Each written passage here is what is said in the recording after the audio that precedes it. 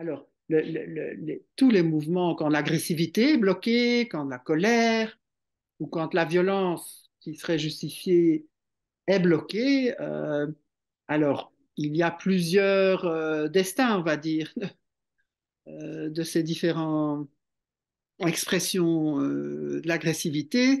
Alors, une des choses, c'est le retournement contre soi-même, ce qu'elle avait d'ailleurs, cette personne, hein.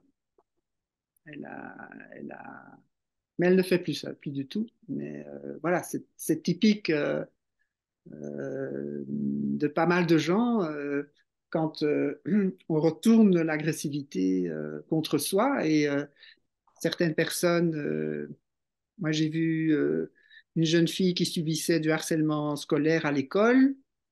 Et donc la violence, comme elle était seule face à un groupe, bon, c'était peine perdue d'exprimer quoi que ce soit, ça lui aurait valu encore plus de problèmes.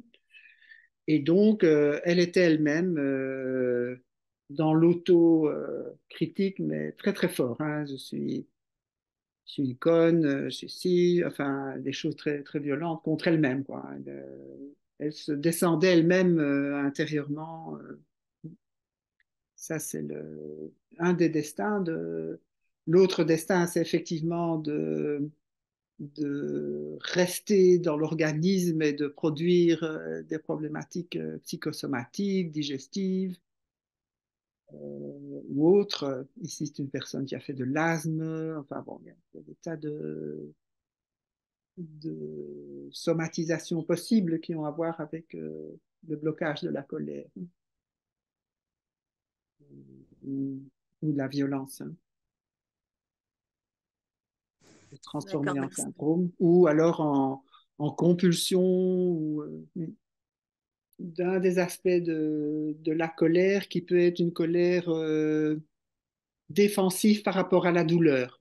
C'est peut-être un cas un peu particulier, mais je trouve que c'est quand même assez fréquent. Des personnes qui, en fait, vont se fâcher alors qu'elles ont mal. Donc, alors, et à l'inverse, hein, il y a des personnes qui vont pleurer alors qu'elles sont en colère. On a deux formes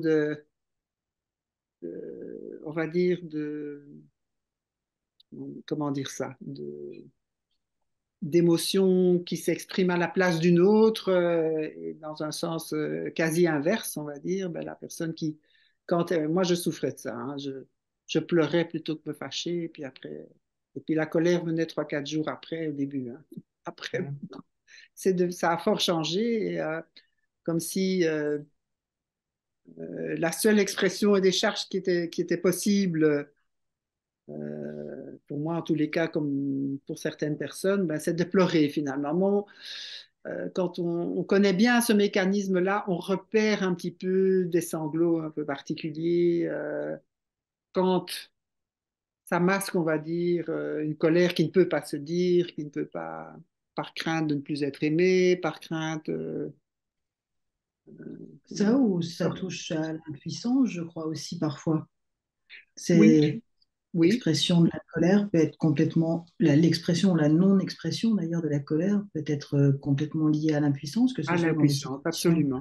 Réduite de à la douleur comme l'impuissance, ça c'est ça, ou terrible. même Oui, d'agressions sur oui. lesquelles on ne peut rien faire. Ouais. Oui, oui, oui, On oui. Ou les appels qui ne sont jamais, jamais entendus. Voilà, a- c'est effectivement la colère réduite à l'impuissance. Et pour moi, c'est des choses très lourdes. Parce que la colère est vraiment un mouvement dont on a besoin, qui nous sert à solutionner quelque chose, à se faire entendre, hein, et quand elle est réduite à l'impuissance, c'est grave vraiment. Oui, alors les pleurs peuvent parfois venir dire ça, que c'est tout ce qu'on peut faire, c'est de pleurer quand même pour décharger.